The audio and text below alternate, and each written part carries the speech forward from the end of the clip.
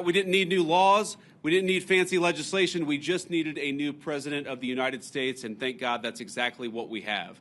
And I will say that the most heartening message that I take away from my visit here at the Texas border is the number of Border Patrol agents who have come up to me and said thank you, or said because of this, we've cut the number of border crossings from 1,500 a day to 30 a day. Or the people who have come up and said we've seen a reduction, an 85% of the number of people who are dying at the American southern border. And every single day that we continue to keep this border safe, that means less migrant crime, that means less fentanyl coming into our communities, that means more safety and security for the people of the United States of America. And of course, we know the border problem, the border crisis under Biden's administration was a national crisis, but it acutely affected the communities right here. And I've already heard heartbreaking stories of people who are still picking up the pieces, local mayors who are still dealing with the budgetary consequences of what the Joe Biden administration allowed to happen at the American southern border. And that, too,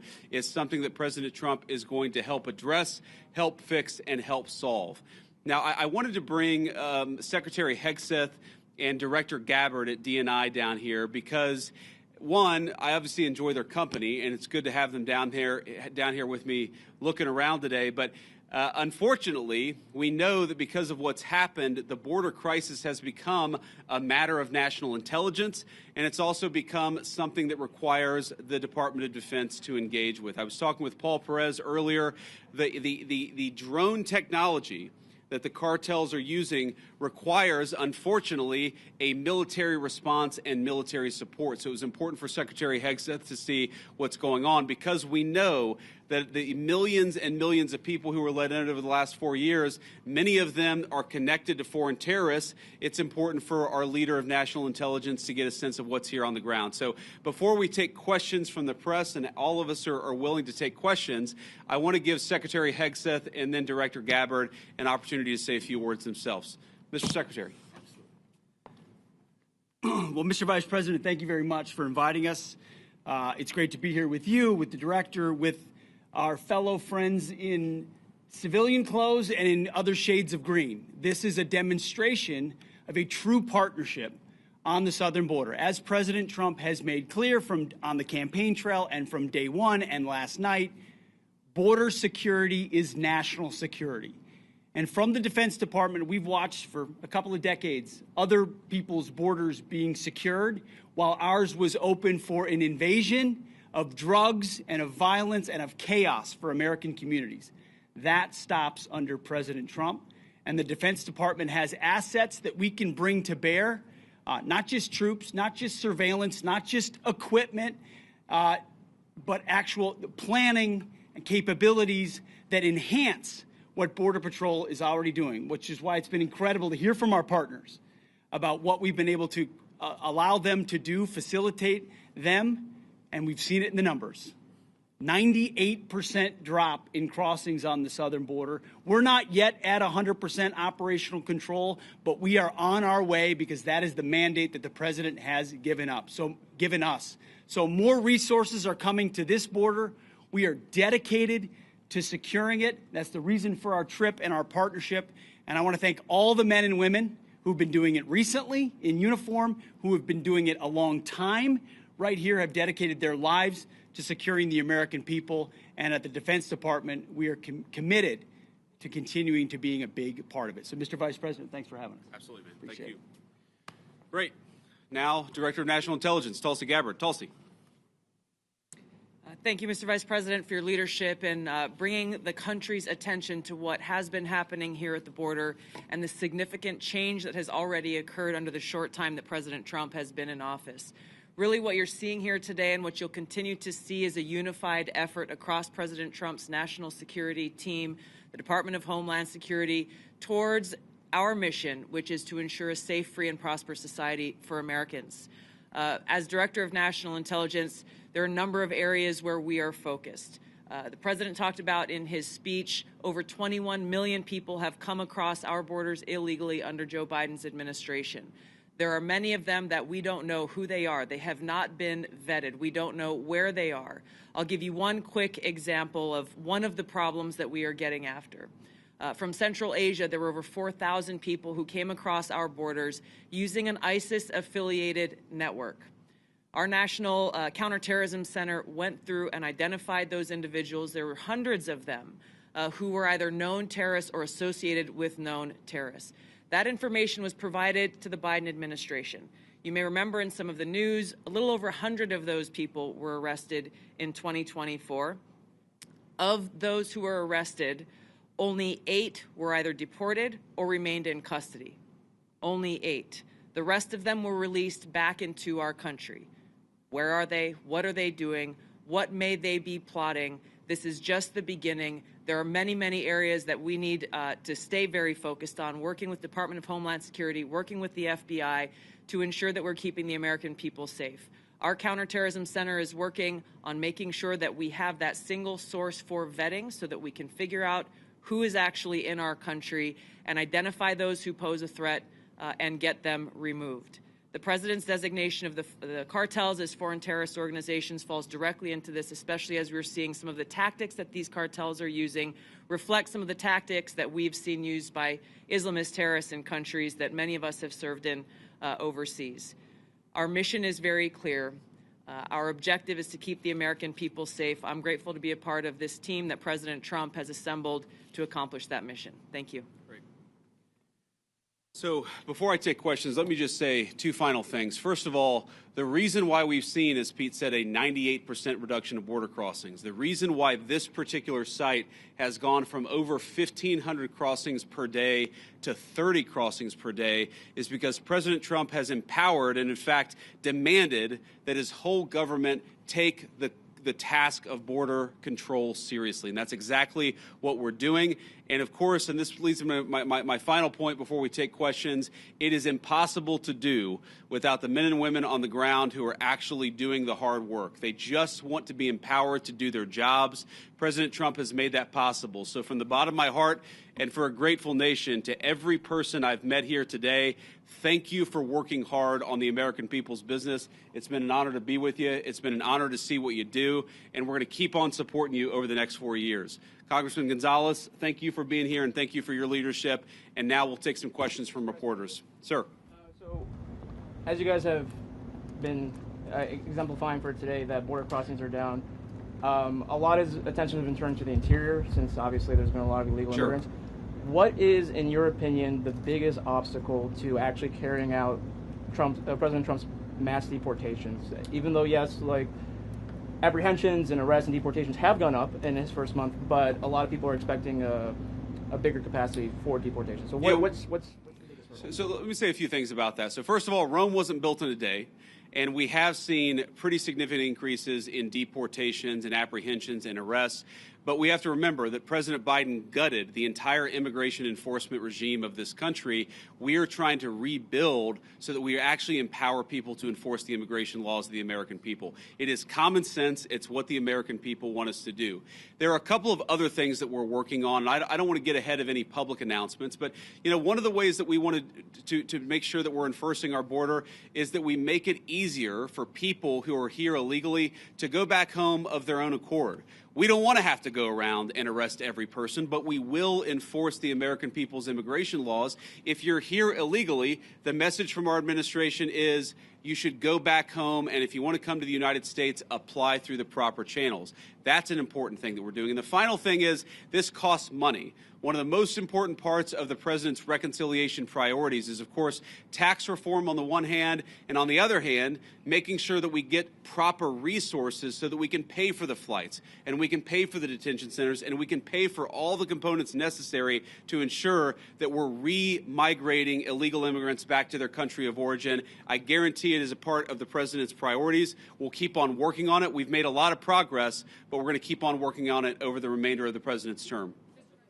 Yeah, go ahead. Mr. Vice President, I want to ask you about border wall and tariffs. But first on the border wall, how do you and the president... Could you say your outlet, by the way, when you guys ask questions? Yeah, Reagan Reese, Daily Caller. Thank you. How do you and the president define success this term with the border wall, and how much of the southern border wall needs to be walled off before Trump leaves office? Well, look, I think the president's hope is that by the end of the term, we build the entire border wall. And of course, that's the physical structure of the border wall itself. But we even heard today there are so many good technological tools, so many great artificial intelligence enabled technologies that allow us, for example, you know, a camera, not a person, but a camera picks up somebody 2 miles away who's about to come across the southern border. Maybe it's livestock, right?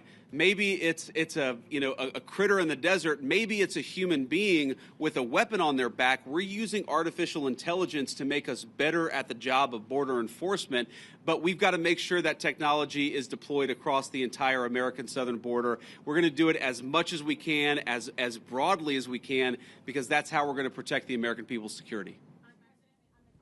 Yeah, go ahead. Last time they were paused because they deployed 10,000 troops to the border. What can they do this time to make the tariffs go away? Well, what the president has said is we need a sustained commitment from the government of Mexico to take the job of border security seriously. Fentanyl is the single largest cause of death among young Americans, and we know that a substantial portion of it is, the precursors are made in China.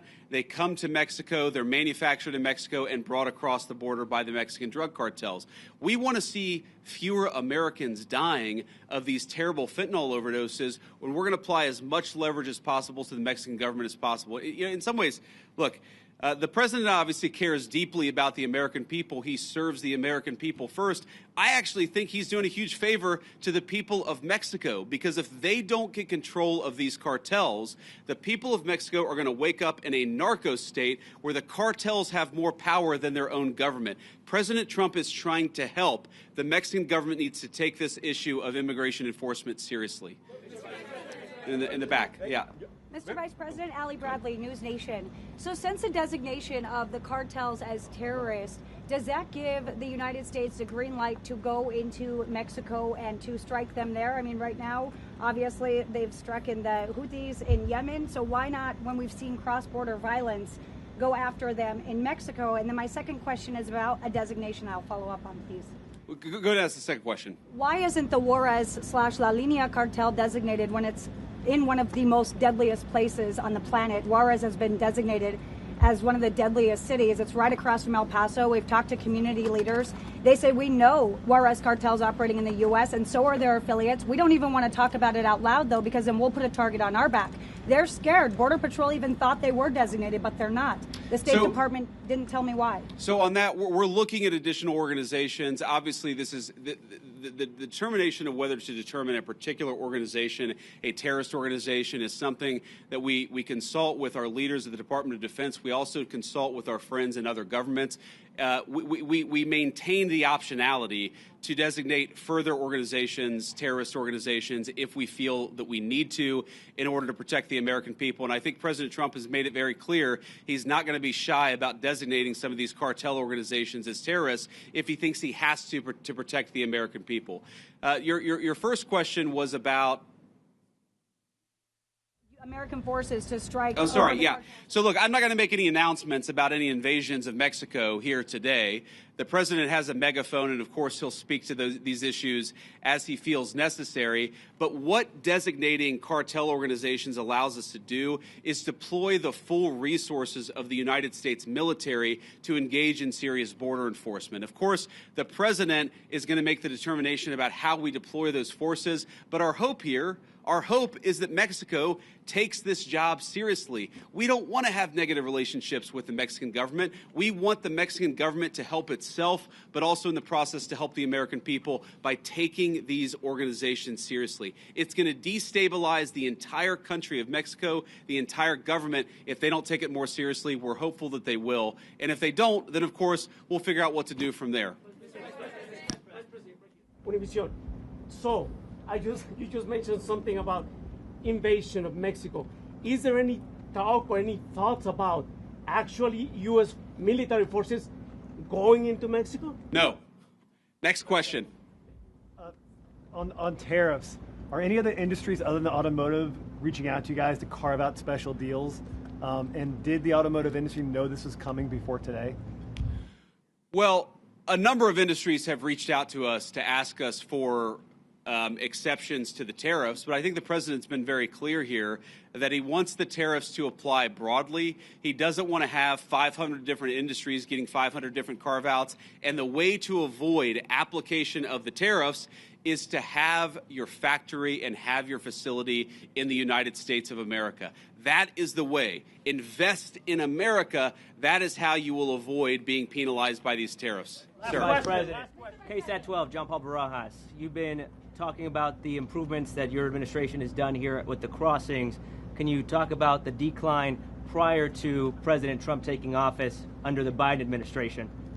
Well, I think like so many Americans, apparently members of the Mexican drug cartel figured out in November and December after the election that Joe Biden was asleep at the wheel and they had to be dealing with the then president-elect and now president. If you look at what drove the declines before the inauguration, people will tell you they knew that Donald Trump was coming back into office. They knew he was going to take border enforcement seriously. And so they were already getting ahead of actually cutting down those illegal crossing numbers. We saw that from the Mexican government, of course, because we were threatening some economic sanctions against them. But we also saw it from the cartels themselves. And even today, because, of course, it doesn't, it takes a little time to get from the deepest parts of Central America to the American southern border. What we often find is that there are massive numbers of illegal immigrants who have already started to make the trek and have decided, you know what, because Donald Trump's president, we're going to go back home. We heard today about a Honduran group of migrants who decided they're just going to go back home because they recognize that under Donald Trump's leadership, we take border enforcement seriously. Thank you all. Take care.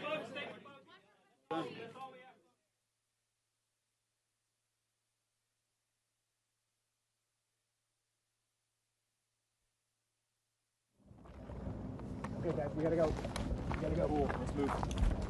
Cool.